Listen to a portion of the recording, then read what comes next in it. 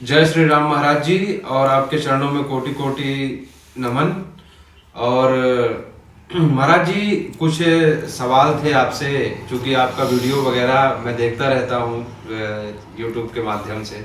आज किसी तरह आपसे मुलाकात हो गई तो हमने सोचा कि क्यों ना आपके दर्शन हुए हैं तो कुछ सवाल हमारे भी मन में जिज्ञासा थी, तो हम आपसे सोचे कि थोड़ा सा पूछ लिया जाए। महाराज जी, पहली चीज तो ये, आपका मैं वीडियो पहले भी देखा हूँ यूट्यूब में कि आपकी यात्रा काफी दिनों से चल रही है। बहुत दिनों से आपकी यात्रा है, वीडियोस के माध्यम से मैंने देखा था और जो सौभाग्य प्राप्त हुआ कि आपके दर्शन हो गए। आप ये जो यात्रा कर रहे हैं वो तो कुछ जानकारी हमको वीडियो से मिली थी। पहले आप अपना हमें परिचय दीजिए कि आपका जो मुख्य परिचय है, आपका स्वामी जी शुभ नाम क्या है, आप किस यात्रा पर हैं, और आप से देश हित और समाज हित के बारे में कुछ जवाब, मेरे सवाल हैं उसके बारे में आपसे जानना चाहता हूं। महाराज जी, सुना है 2025 में महाकुंभ प्रयाग में लग रहा है, क्योंकि पूरे देशवासियों को इस बारे में जानकारी है, और ये महाकुंभ 12 वर्षों में पहली बार लगता है। तो 12 वर्ष बाद फिर से लगा हुआ है ये आपका, और योगी जी महाकुंभ की तैयारी में व्यस्त है इस समय। बहुत बड़ी तैयारी उनकी भी चल रही है। और उधर योगी जी के साथ साथ बागेश्वर धाम के जो आपके धीरेन्द्र शास्त्री जी हैं, वो भी पद यात्रा पर निकल चुके हैं इस समय।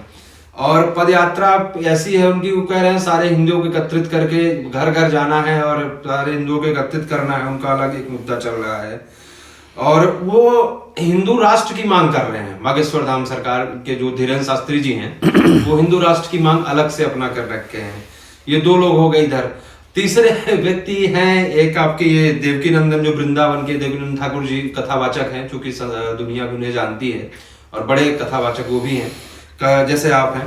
तो उनको भी लोग जानते हैं, वो भी, उनका एक अलग मुद्दा चल रहा है, वो सनातन बोर्ड की मांग कर रहे हैं। और उसमें आप इससे, मैं बस इसलिए चाह रहा हूं क्योंकि आप भी एक संत हैं, कथाकार हैं, तो आपकी इन सब चीजों पे आपका क्या विचार है महाराज जी, और आप इन सब चीजों पे क्या कहना चाहते हैं? जी महाराज जी, आप बताइए। आपने हमसे कई प्रश्न कर दिए, मैं आपको बिंदुवार बिंदु क्रम बाय क्रम उत्तर देता हूँ। पहली चीज़ तो आपने ये कहा कि आपका नाम सुना, आप कथावाचक हैं, यात्रा कर रहे हैं। सही सुना है आपने। मेरा मूल स्थान जन्मभूमि रीवा है, मध्य प्रदेश मेरा कर्म भूमि रही, शिक्षा दीक्षा हुई। मैंने अपने कुल परंपरा के अनुसार ब्राह्मण होने के नाते मैंने वेद वेदांत और सिद्धांतों को पढ़ने के लिए अपने जन्मभूमि से बाहर निकल करके अध्ययन किया जी। और इसके बाद हम गृहस्थ जीवन को स्वीकार करने के बाद जब हमको भगवान के प्रति भाव जगा, हृदय में भगवान की भक्ति का प्रचार हुआ, प्रादुर्भाव हुआ, तो हम श्री अयोध्या जी गए और वहाँ से हमने साधु की दीक्षा ली। साधुता का रूप धारण करके हम समाज में भगवान के चरित्र का और भगवान की सुंदर कथाओं का वर्णन करते हुए यात्रा करते हैं। जी जी महाराज जी। अब रही बात, ये मेरा परिचय है। मुझे कुछ दायित्व मिला है हमारे अखाड़ा से, हमारे साधु समाज से। मैं अखिल भारतीय हिंदू सनातन धर्म के श्री छोटी छावनी के तपस्वी जी महाराज, हमारे परमहंस जी तपस्वी जी महाराज जी का मैं कृपा पात्र हूँ। उनके आज्ञा के अनुसार मैं वैदिक परंपरा के अनुकूल सनातन धर्मियों को नहीं, पूरे हिंदुस्तान के भक्तजनों का हित करने के लिए भगवान की कथा सुना के उनको सतमार्ग में चलाने का प्रयास करता हूँ। यही मेरा कर्तव्य, यही मेरा धर्म है, यही मेरी यात्रा का उद्देश्य है। जी महाराज जी। आप मुझसे जानना चाहते हैं, अगर ये बात समाज को बता सके आप तो अच्छी बात है कि आपने दूसरा प्रश्न ये किया है कि 2025 में प्रयागराज में महाकुंभ लगने वाला है। योगी जी कुंभ मेला की तैयारी में लगे हुए हैं। बहुत अच्छा है, योगी जी के सौभाग्य है। योगी जी को गंगा मैया ने मौका दिया, अवसर दिया 40 करोड़ लोग आने की संभावना है। 40 लाख के आसपास बता रहे लोग, कोई 4 करोड़ कह रहा है, कोई 40 कह रहा है। ये हमको नहीं पता कितने लोग आएंगे, ये समय बताएगा।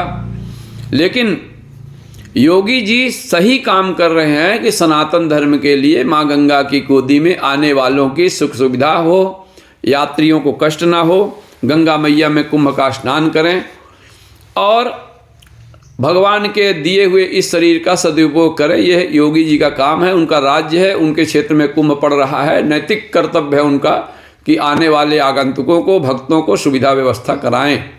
बहुत अच्छी बात है, उनको साधुवाद है, धन्यवाद है। अब आपने सुना है या आपने कहा कि इधर बागेश्वर धाम के धीरेन्द्र शास्त्री जी। नहीं, मैंने सुना नहीं महाराज। एक्चुअल में वो आप देखते होंगे यूट्यूब वगैरह में, आप भी तो देखते हैं सारी चीजें।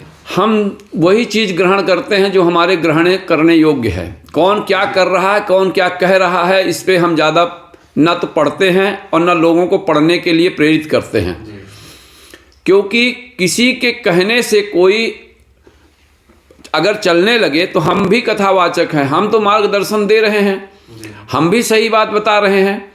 और कौन व्यक्ति किसको उस चीज़ से लाभ और हानि देख करके जुड़ना चाहता है, ये उसका स्वतंत्र अधिकार है। बागेश्वर धाम के धीरेन्द्र शास्त्री जी बहुत अच्छा काम कर रहे हैं, उनके कामों की प्रशंसा है कि वो धर्म का प्रचार कर रहे हैं। लेकिन धर्म के प्रचार के साथ साथ उनको सोचना चाहिए कि वो कह क्या रहे हैं और कर क्या रहे हैं। उनकी करनी और कथनी में अंतर है। पहले उन्होंने पर्चा बनाने का शुरू किया, पर्चा बना करके वही सीधी सीधी बात आप समझिए, बाबा रामदेव जी में और बागेश्वर धाम के धीरेन्द्र शास्त्री में बहुत अंतर नहीं है। इस समय बाबा रामदेव जी गदही का दूध पी रहे हैं, गाय का दूध छोड़ करके गदही का दूध पीना शुरू कर दिए। बाबा रामदेव जी पेट को अपने घुमा घुमा के नचा नचा करके इतना बड़ा उद्योग बना करके, दुनिया को बना करके और फैक्ट्री डाल करके धंधा कर रहा है, बिजनेसमैन बन गया। साधुता क्या पूरी लाइन छोड़ करके, बाबा रामदेव कोई साधु संतों की लाइन का नहीं है, साधु संत का चोला है केवल बाबा रामदेव का, वेश भर बाबा रामदेव का। जैसे हमारे रामचरितमानस में मारीच था और एक कालनेमी था जी, तो वो हनुमान जी की रास्ता रोकने के लिए माला झोली पहन करके राह में बैठ गया। ऐसे बाबा रामदेव भी ये वेश को बना करके और ये पेट का योग हमारे ऋषि मुनि परंपराओं की थी। इसने योग के माध्यम से लोगों को बेवकूफ़ बना करके अपनी फैक्ट्री, अपना धंधा चालू कर लिया जी। तो इसलिए इसकी भी करनी कथनी में अंतर रहा और है। पर हमारे धर्माचार्य बहुत से लोग अपने स्वार्थ के लिए बाबा रामदेव को महत्व दे करके ऐसे बाबा रामदेव को ऐसे बढ़ाया कि देश को लुटवा दिया गया जी। अब यहाँ आइए, हम किसी की निंदा नहीं करेंगे, लेकिन सच्चाई बोलने का हमारे पास भी लाइसेंस है, क्योंकि हम भी भारत के और भगवान के भक्त हैं और भारत के नागरिक हैं। नागरिकता का भी अधिकार है कि हमको सत्य बोलना, स्वतंत्रता का अधिकार है, इसलिए सही बोलना। धीरेन्द्र कृष्ण शास्त्री के बात में करनी और कथनी में क्या अंतर है? इन्होंने भी पर्चा बना करके लोगों को पहले ये गुमराह करके अपने दरबार लगाना, ये करना, ये कर देंगे, टेक्निक है, थिंकिंग। अरे सिद्ध पुरुषों के ये लक्षण ही नहीं है। नहीं तो पर्चा निकालते हैं महाराज जी। सिद्ध पर्चा निकालना अलग बात है, जादूगर भी तो वो निकालता है कि देखो ये अभी एक कबूतर बना देता हूँ, अभी लड़की को गुड्डा बना देता हूँ, बनरिया बना देता हूँ। कितने कितने जादूगर हैं। तो ये जादूगरी एक सिद्ध पुरुष का काम नहीं है। बाबा देवराहा बाबा से बड़ा कोई सिद्ध नहीं हुआ इस धरती में। इसलिए आप इस चीज़ को सुनिए और ध्यान दे करके समाज को बताइए कि सिद्ध पुरुष के लक्षण ये नहीं है। सिद्ध पुरुष के लक्षण हैं समाज का मन से जो सिद्ध होते हैं, वो मन से संकल्प करते हैं और उनके संकल्प को भगवान पूरा कर देते हैं। ये सिद्ध के लक्षण हैं, ये सामाजिक लक्षण नहीं, ये दोष है समाज का, ये इनका दोष है। दूसरा और सुनिए, करनी कथनी बड़ी लंबी कहानी है, हम उनको धन्यवाद पहले दे चुके हैं कि अच्छा काम कर रहे हैं। लेकिन अब वो इस पद यात्रा में क्या कह रहे हैं पता है आपको? समाज को जनवाइए, बताइए कि जात पात की करो विदाई, हिंदू हिंदू भाई भाई। ये सनातन कहते हैं अपने आप को, हम सनातनी हैं। किस बात के सनातनी हो भाई? जब सनातन धर्म और हमारा धर्म ही तुम नष्ट करने जा रहे हो, जाति पाति को कह रहे हो कि मानेंगे ही नहीं, तो बहन बेटियों को क्या कर दोगे आप?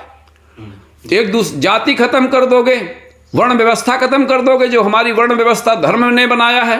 जी। तो इस व्यवस्था को तुम नष्ट करना चाहते हो राजनीति के माध्यम से, राजनीति के चमचों के चक्कर में, और उधर कहते हो हम सनातनी हैं, हम हिंदू हैं।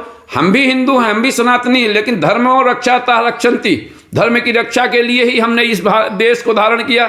धर्म की आड़ पर आप राजनीति के चक्कर में आकर के सनातनियों को ये कह रहे हो कि जात पात की करो विदाई, हम सब हिंदू भाई। अरे भाईचारा अपने जगह सही है, लेकिन धर्मों की रक्षा, जाति वर्ण व्यवस्था की रक्षा, हमारे देश में पूजा पाठ, कोई अपनी बहन बेटी अब कह दे कि हम चमार के यहाँ अपनी बेटी ब्याह देंगे, आप ब्याह दोगे अपनी बहन को? नहीं ब्याह होगे। तो नहीं हो सकता। तो इसलिए जो पैर का काम है वो पैर करेगा, जो हाथ का काम है वो हाथ करेगा, जो मुख का काम है मुख करेगा। इसलिए हमारे देश में, हमारे इस भारत भूमि में वर्ण व्यवस्था बनाई गई है, उसको नष्ट करने का किसी को अधिकार नहीं है। जैसे हमारे भारत के संविधान को समय पड़ने पर परिवर्तित किया जा सकता है, बदला जा सकता है, संशोधन किया जा सकता है, लेकिन नष्ट नहीं किया जा सकता है। इसलिए हम अपनी आपके माध्यम से, चैनल के माध्यम से, वीडियो के माध्यम से ये बताना चाहते हैं कि धीरेन्द्र शास्त्री जी काम करें, अपनी मांग रखें, हम भी सपोर्ट करेंगे। ये मांग केवल धीरेन्द्र शास्त्री की नहीं है कि हिंदुस्तान का बना दो, ये कब विगत कई वर्षों से इस मांग को लेकर के चले आ रहे हैं। हमारे परमहंस जी महाराज जी, अयोध्या जी, तपसी छावनी वाले महाराज जी ने तो आत्महत्या करने के लिए, सरयू में जान देने के लिए तैयार हो गए थे। उनकी कोई बात नहीं कर रहा है, जिनको पुलिस व्यवस्था ने बचाया, उनकी जान की रक्षा किया। उन्होंने कहा अगर हिंदुस्तान नहीं बनेगा, भारत को हिंदू राष्ट्र नहीं बनाओगे तो हम आत्महत्या कर लेंगे। ये परमहंस जी महाराज जी, अयोध्या के छोटी छावनी, तपसी छावनी के महाराज जी का कथन है। उनको पुलिस ने बचाया है, उनकी रक्षा किया है कि नहीं महाराज जी, हम आपकी बात को सरकार तक पहुंचाएंगे। ये हो गया। अब आप ये कहिए कि वृंदावन के देवकी नंदन जी का, देवकी नंदन जी हमारे कथाकार हैं, हमारे वृंदावन के भगवान श्री कृष्ण के परम भक्त हैं। उन्होंने सही बात उठाया है और उस बात को धीरेन्द्र कृष्ण शास्त्री जी भी सपोर्ट कर रहे हैं, हम भी कर रहे हैं। एक हमारा धर्म संसद होना चाहिए, एक हमारी समाज होनी चाहिए, हमारी रक्षा के लिए भी कोई सुनने को तैयार हो, इसलिए सनातन बोर्ड होना चाहिए। लेकिन सनातन बोर्ड की आड़ में हिंदुओं को और जाति को एक करने के जगह जाति को बांटने का काम ना किया जाए, देश को बांटा ना जाए। देश बहुत बढ़ चुका है, हमारा भारत अखंड भारत था, अखंड भारत को आज खंड खंड कर दिया गया। इसलिए अब जो बचा कुचा भारत है, ये हमारे भगवान राम जी का भारत है, हमारे कृष्ण का भारत है। इसलिए इसको सनातन भारत नहीं बल्कि हिंदुत्व भारत बना करके हिंदुस्तान की दर्जा दिया जाए, ये मांग सही है। देवकी नंदन जी अपने जगह पर बहुत सही हैं, उनका हम तहे दिल से स्वागत करते हैं, लेकिन राजनीति के चक्कर में उनको भी बचना चाहिए।